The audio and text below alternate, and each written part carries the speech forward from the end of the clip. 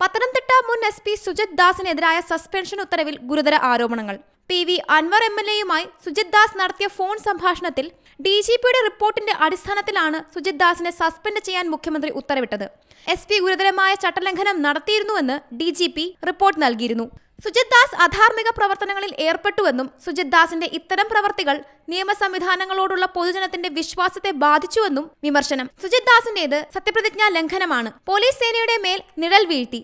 PV അൻവറുമായി നടത്തിയ സംഭാഷണത്തിൽ ADGP MR Ajith കുമാറിനെതിരെ സംസാരിച്ചത് ഉന്നത ഉദ്യോഗസ്ഥരുടെ സൽപ്പേരിന് കളങ്കമുണ്ടാക്കിയെന്നും അത് പോലീസ് സേനയുടെ വിശ്വാസ്യതയെ തകർത്തുവെന്നും ഉത്തരവിൽ പറയുന്നു. ഗുരുതര ആരോപണങ്ങളാണ് നിലമ്പൂർ MLA ആയ അൻവർ സുജിത് ദാസിനും ADGP MR അജിത് കുമാറിനെതിരെയും ഉന്നയിച്ചിരിക്കുന്നത്. മുൻ മലപ്പുറം SP കൂടിയായ സുജിത് ദാസിന് സ്വർണ്ണക്കടത്തിൽ പങ്കുണ്ടെന്നും SP ക്യാമ്പിലെ മരം മുറിച്ചതെന്നടക്കമുള്ള ആരോപണങ്ങൾ അൻവർ ഉന്നയിച്ചിരുന്നു. News desk Zee Malayalam news. പുതിയ വാർത്തകളും വിശേഷങ്ങളും ഇനി വിരൽ തുമ്പിൽ. എല്ലാ ഡിജിറ്റൽ പ്ലാറ്റ്ഫോമുകളിലും ഇപ്പോൾ സീ മലയാളം ന്യൂസ് ലഭ്യം.